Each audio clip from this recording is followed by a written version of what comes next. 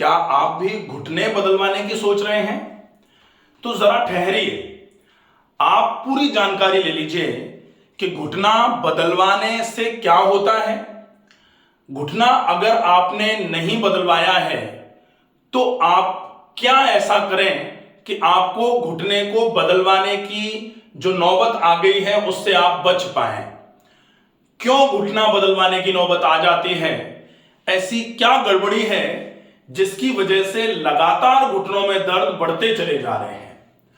आइए इसमें हम ये समझेंगे कि घुटना यदि बदलने की नौबत आ गई है तो गड़बड़ी क्या हुई है, और आज भी यदि हम चाहें तो उस गड़बड़ी को सुधार सकते हैं।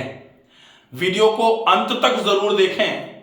जिन लोगों के घुटनों में दर्द है वो तो कृपया कर वीडियो को बिना स्किप किए लगातार पूरा मन से अच्छे तरीके से देखें, ताकि आपको यह समझ में आ जाए कि घुटने के दर्द के पीछे कारण क्या है। हम देखेंगे कि ये घुटना है, ये घुटना है। घुटने के ऊपर की एक हड्डी और नीचे की दो हड्डियां। बेसिक नीचे की जो ये हड्डी है चौड़ी वाली, इसको टिबिया बोला जाता है, और ऊपर की ये जो हड्डी है इसको फीमर बोला जाता है। अब आप देखें कि ऊपर की जो ये एक हड्डी है, इसके जो दोनों चौड़े से एंड हैं, ये नीचे की हड्डी के इन चौड़े से एंड्स पर मिलने जैसी स्थिति बनाए हुए हैं। लेकिन ऊपर की हड्डी और नीचे की हड्डी के बीच में आप देख रहे हैं ये गैप है। तो ये जो गैप है, ये गैप बहुत आवश्यक होता है, ताकि जब आप घुटने को मोड़ें तो हड्डी आपस में टकराने से बचे। अगर ये गैप किसी भी वजह से कम होगा तो फिर चलने फिरने में हड्डियां आपस में टकराने जैसा आभास करेंगी, और उसकी वजह से जो दो हड्डियों के बीच में जगह है, दो हड्डियां जहां पर मिलकर के जोड़ बना रही हैं, उस जोड़ में दर्द होना चालू हो जाएगा। दर्द का कारण क्या होगा? दोनों हड्डियों के बीच का गैप जो है उसका कम होना।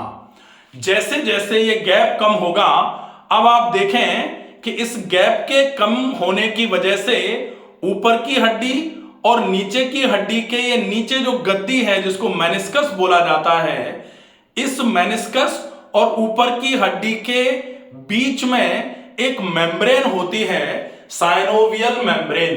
एक गुब्बारे जैसा स्ट्रक्चर होता है, और उस गुब्बारे जैसे स्ट्रक्चर में एक फ्लूइड भरा रहता है जिसको साइनोवियल फ्लूइड बोला जाता है। सामान्य तौर पर इसको ग्रीस के नाम से जाना जाता है। ग्रीस कहते हैं लोग कि ग्रीस कम हो गई, ग्रीस खत्म हो गई। क्यों? क्योंकि ऊपर की हड्डी ने नीचे की हड्डी के ऊपर जो गद्दी है ये इस पर जोर डाला, प्रेशर डाला, और इस प्रेशर के चलते जो इस हड्डी और इस गद्दी के बीच में जो मेम्ब्रेन थी, जो गुब्बारा था, उस पर प्रेशर पड़ा और वो फूट गई, और उसके फूटने, उसके पंक्चर होने की वजह से उसमें जो फ्लूइड भरा था, उसमें जो ग्रीस भरी थी, वो निकल करके बाहर आना चालू हो जाती है। और सामान्य तौर पर ये मीडियल साइड है, इसको मीडियल मेनिस्कस बोलते हैं।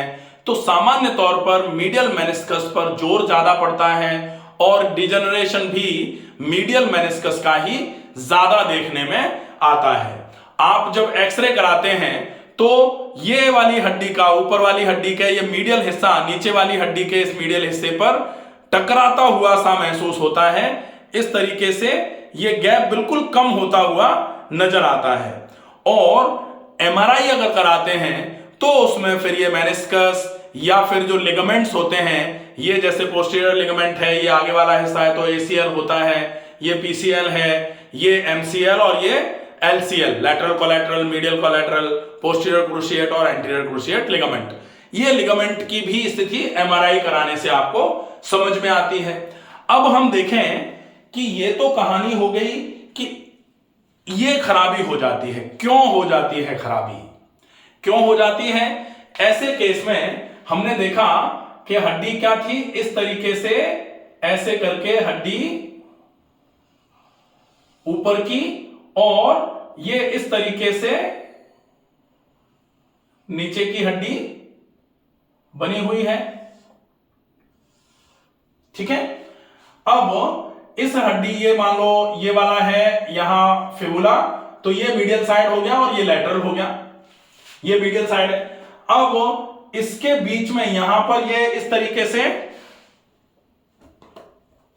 ये जो है ये हो जाएगा मेनिस्कस, इसके ऊपर ऐसे करके ये एक मेनिस्कस इस तरीके से पूरा, और ये हो जाएगा लैटरल, ये मीडियल मेनिस्कस हो गया और ये लैटरल मेनिस्कस हो गया, ये मीडियल मेनिस्कस हो गया।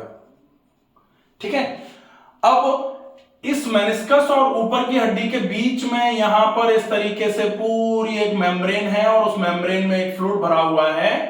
उस फ्लूइड के भरे होने की वजह से ऊपर की हड्डी नीचे की हड्डी पर नहीं टकरा पाती है।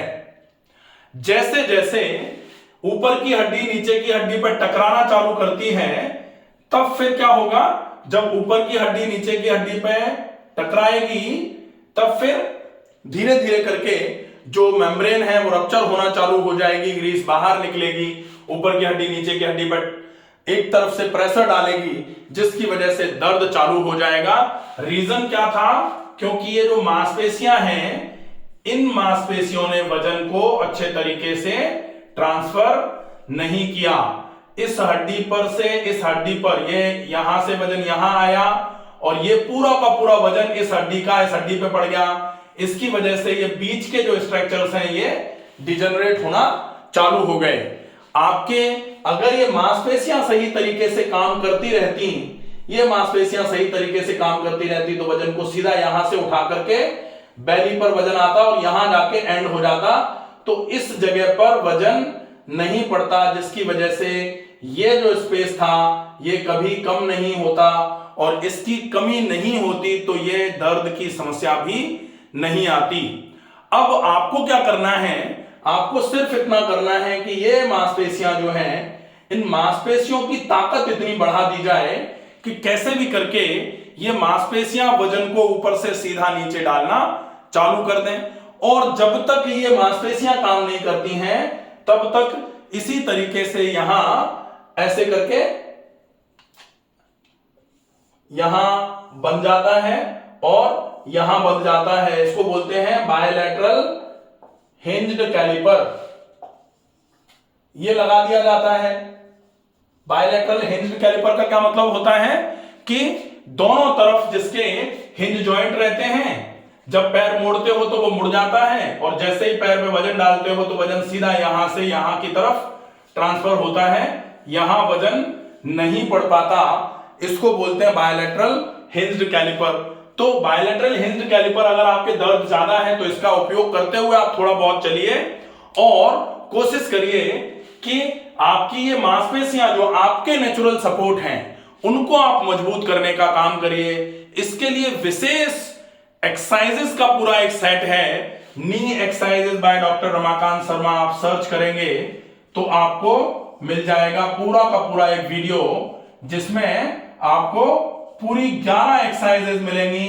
उन पूरी 11 एक्सरसाइजेस को अगर आप अच्छे तरीके से फॉलो करेंगे तो निश्चित ही आपकी ये मांसपेशियां धीरे धीरे करके मजबूत होना चालू हो जाएंगी।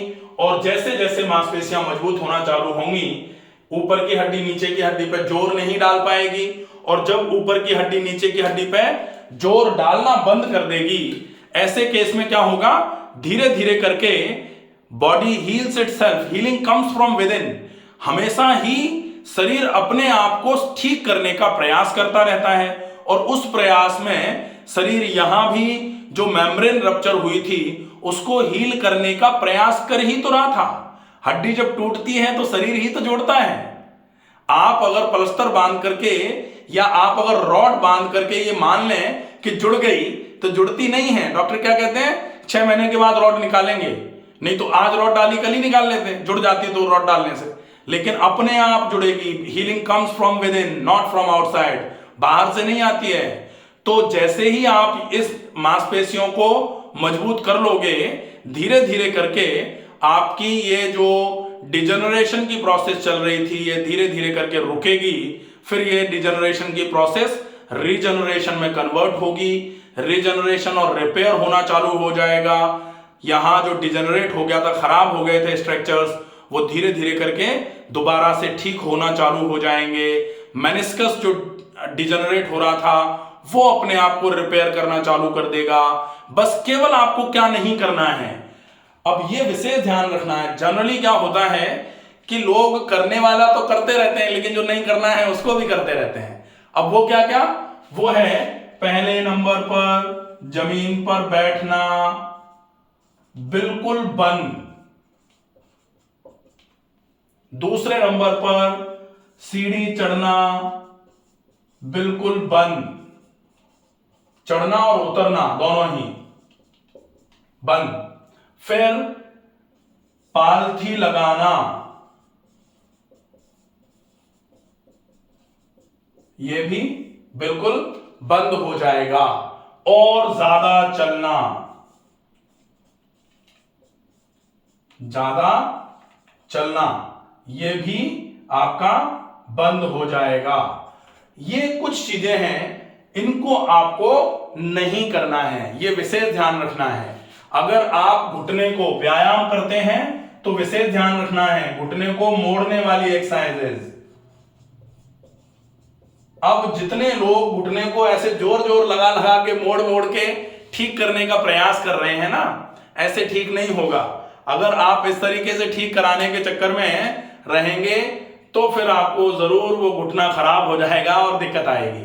क्योंकि अब बहुत सारे लोग बोल सकते हैं कि हम तो गए थे, हमारा तो मोड़ दिया था, उसके दिन के बाद हमारा तो ठीक है। हो सकता है भाई किसी का ईश्वर की मर्जी की वजह से कुछ हो लिया हो, लेकिन प्रोसेस नहीं है वो, ठीक है। आप अगर डिजनरेशन हो रहा है, उस जॉइंट को अगर आप बहुत ज्यादा परेशान करेंगे तो वो डिजनरेशन और एक्सैगरेटेड डिजनरेशन में बदल जाएगा, प्रॉब्लम हो जाएगी, ठीक है। आशा है ये वीडियो आपको समझ में आया होगा। घुटने का ऑपरेशन क्यों, और अच्छा ऑपरेशन में क्या होगा, तो ऑपरेशन में यहां से इसको काटेंगे, यहां से इसको काटेंगे और काट करके वो, या फिर अगर मान लो रिकंस्ट्रक्टिव सर्जरी करा रहे हैं, रिकंस्ट्रक्टिव सर्जरी है तो उस केस में रिकंस्ट्रक्शन कर देंगे उसका, और तो उससे हीलिंग थोड़ी सी जल्दी हो जाएगी। लेकिन अगर रिकंस्ट्रक्शन कराने से हीलिंग जल्दी हो रही है तो बिना रिकंस्ट्रक्शन कराए भी अगर आप थोड़ा अच्छा फॉलोअप रखते हैं तो डेफिनेटली आपको इस समस्या में आराम मिल सकता है। ये विशेष ध्यान रखने वाली बात है। हालांकि बहुत सारे लोग ये बोल सकते हैं कि सर्जरी कराना भी अच्छा ऑप्शन है।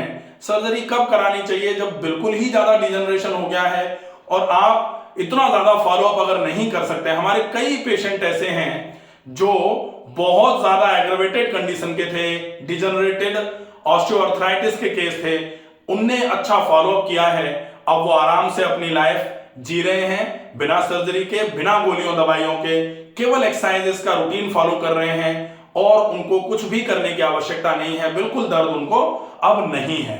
ऐसी स्थिति आप भी पा सकते हैं यदि आपने जो बताई गई चीजें हैं उनका फॉलोअप किया तो, ठीक है। स्वस्थ रहिए, सुरक्षित रहिए, धन्यवाद।